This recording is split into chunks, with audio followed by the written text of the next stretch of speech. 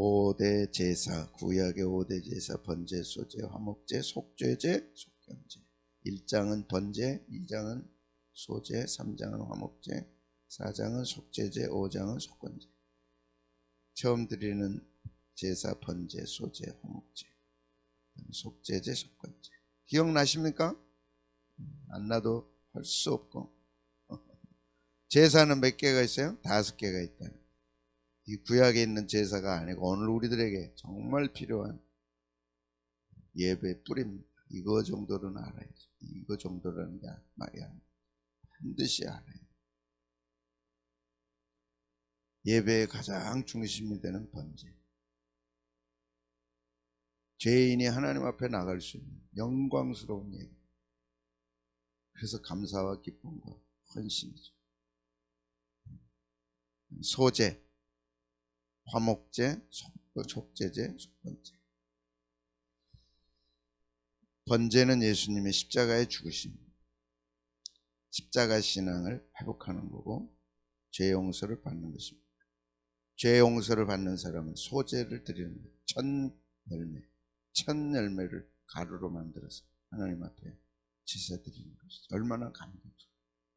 자신이 죄 용서받고 하나님 앞에 나가는 소제, 잊을 수가 없죠.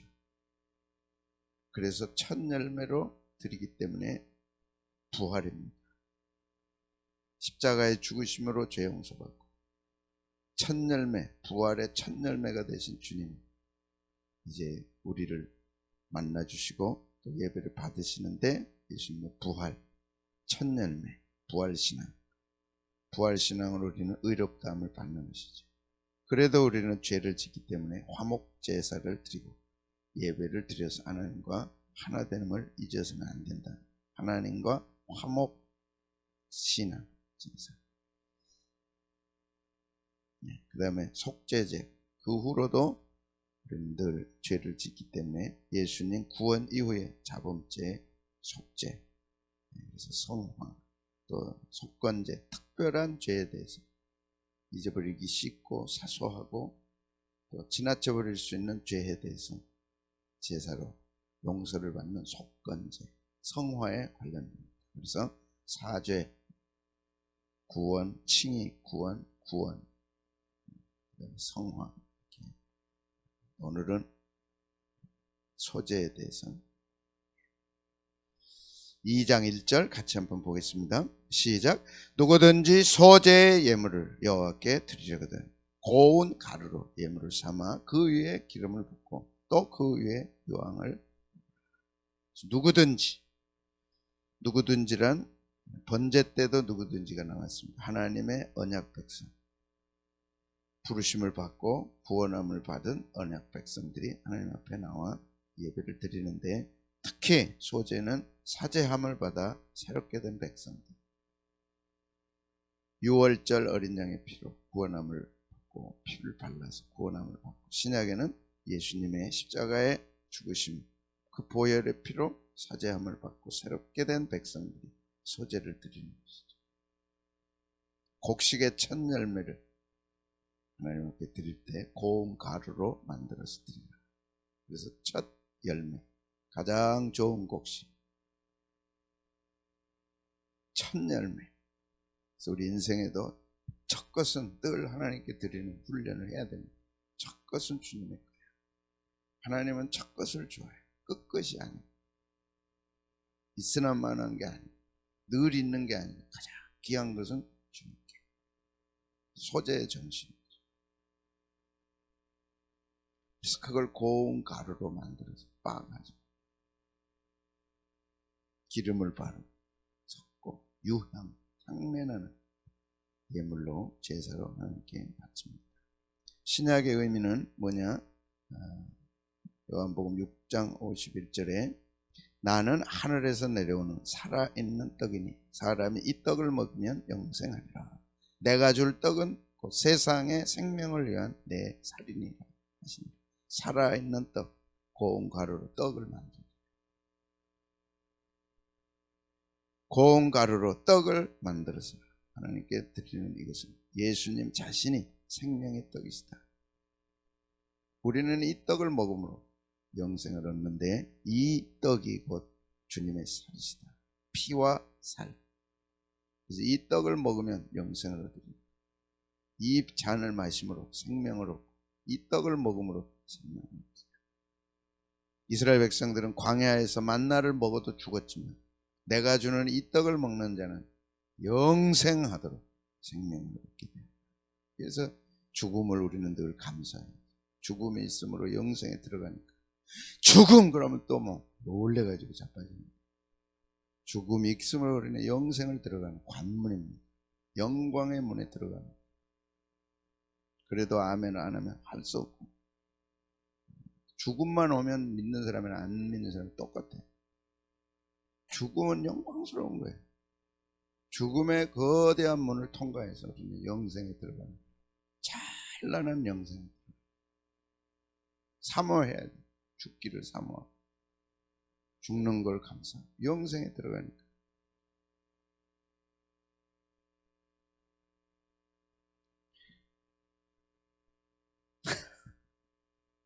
죽으란 얘기 아니에요. 살 때까지 살고 내 마지막 날이 오는 그날 영광의 문이 열린다는 거예요. 땅에서는 이 고생, 앞으로 고생은 말도 못해. 성도들의 입에서 주여, 주님이 죽으심으로 나는 영광스러운 죽음을 맞게 됐습니다. 주여, 죽는 것도 영광입니다. 이제 하도록 만드신다니까. 세상에 정을 다 떼요. 신부가 신랑이 오시는데 세상에 정 붙이고 살면 되겠어요. 다 떼신다니까. 더 혹독한 전염병에 와서 이제는 다 세상에 정을 뗀다. 그리고 누구한테 정을 붙이라고? 주님, 신랑 되신 주님께. 세상을 미워하라는 게 아니에요. 내 마음이 주님께로 가고 주님 만날 준비를 하고, 죽는 것도 유익하다, 죽는 것도 축복이다. 주님이 죽음의 영광, 그걸 마음속에 불타오르거든. 그러나 이 땅에 사명이 있기 때문에 더 열심히 살아야 돼. 더 열심히 사랑해야 돼. 그리고 마지막 뜨겁게 사랑하다가 주님께 가야 돼. 이런 놀라운 신앙을 갖게 되는 거죠. 재림 때가 그렇게 만드시는 거예요. 이번도 그렇게 만들었어요. 코로나19도 그걸 만드는 거예요. 세상의 정을 떼는 거예요. 소돔과 고모라에 정을 띄지 못했던 롯세처럼 소금 기둥이 됐죠. 뒤돌아보면 안 돼. 했는데 돌아봤죠. 세상은 돌아볼 곳이 못, 똥 싸놓고 뒤돌아보면 이상한 사람이에요. 똥 싸놨으면 빨리 도망가야지. 뭘 떼자고? 정을 떼.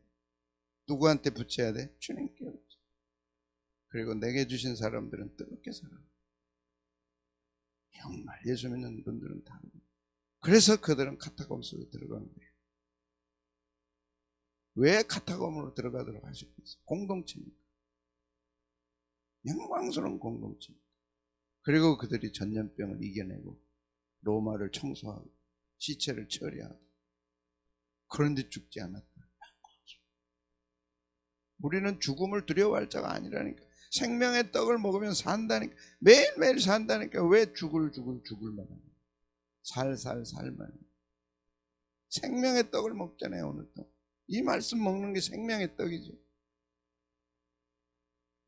먹어야지. 내가 주는 떡은 생명의 떡입니다. 광야에서 먹은 만나와 같지 아니에요. 광야에서 모세가 먹었던 만나를 먹었던 이들은 다 죽었습니다. 내가 주는 생명의 떡을 먹는 자는 영원히 죽지 안 죽는다니까. 우리 생명의 떡 먹었어요? 안 먹었어요? 먹잖아요. 아멘. 성찬 때 먹었잖아요. 이거는 생명의 떡이다. 먹었어요? 안 먹었어요? 그럼 죽어요? 안 죽어요? 안 죽잖아요. 왜 죽는다고 믿냐고. 안 죽어. 우리는 권사님 안 죽어. 죽었는데, 꼴까닥 죽었는데, 그럼 꼴까닥 가는 거고 문이 쫙 열려서 천국에 들어가는 영광스러운 천국에 들어가. 내가 주는 떡을 먹는 자는 죽지 않는다. 그래서 고운 가루로 빻아서 기름으로 만들 유향을 나왔었죠. 오늘 우리 예배는 죽음에서 승리하신 영광스러운 예배입니다. 세상에 비록 우리가 힘들게 살아가지만 영광스러운 일. 그게 소재라. 고운 가루예요. 거친 게 아니야. 세상은 거치나 오늘 우리 심령에는 고운 가루로 주고, 우리 이쁘다 그럴 때 곱다 그러잖아요. 고운 가루는 이 좋은 거예요. 엄청 중요한 거예요. 고운 가루, 고운 가루가 되시기를 축복합니다. 세상에서 거칠게 우리를 하지만은, 그러나 주 안에서 우리는 고운 가루가 됩니다. 곱다. 누가복음 23장 45절 시작. 성소의 휘장의 한가운데가 주님이 고운 가루가 되십니다. 친히 찢어졌어요. 갈기갈기 다 찢으시고, 갈기갈기 다 뜨시고, 친히 자신이 고운 가루가 되셨어요. 하나님 앞에 바치십니다. 우리는 그 고운 가루 떡을 먹고 영생을 합니다. 오늘도 죽는 날이 아니라 사는 날입니다. 아멘. 생명의 떡을 먹기 때문에. 그러니 얼마나 감사해요. 죽어도 살고 살아서 믿으면 영원히 죽지 아니하리. 네가 이것을 믿어. 아멘. 내가 주는 떡을 먹는 자는 영원히 죽지 아니하리. 내가 주는 피를 잔을 마시는 자는 영원히 죽지 아니하리.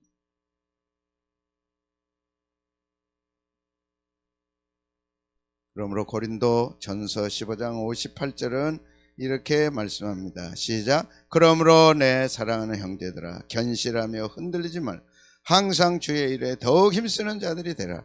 이는 너희 수고가 주 안에서 헛되지 않은, 부활절에 많이 들었던 이 말씀대로 사흘 만에 다시 살아났다. 고린도전서 15장 같이 한번 보겠습니다. 첫 이삭, 첫 열매가 되셔서 고운 가루로 떡이 되어 우리에게 주시는 주님. 고린도전서 15장 부활장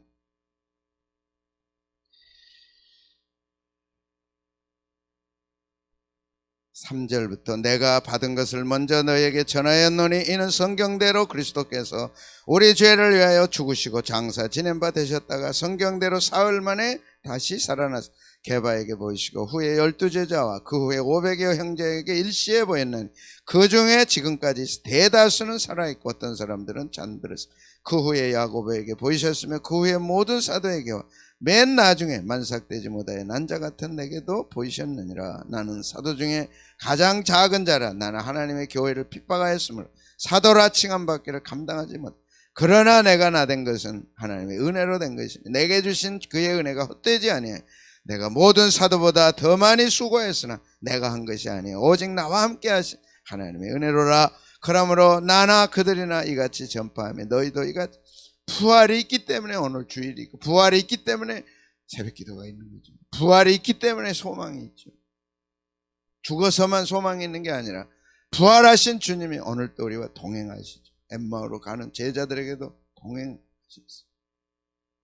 그날 밤에 고기 한 마리도 잡지 못했던 베드로와의 제자들에게도 나타나셨어요. 배 오른편에 그물을 타죠. 가득히 잡혔는데 150세명. 부활하신 주님에게 능치 못할 일이 뭐가 있겠어요. 그 주님은 생명의 주님이십니다. 살리는 주님이십니다. 만나면 살아납니다.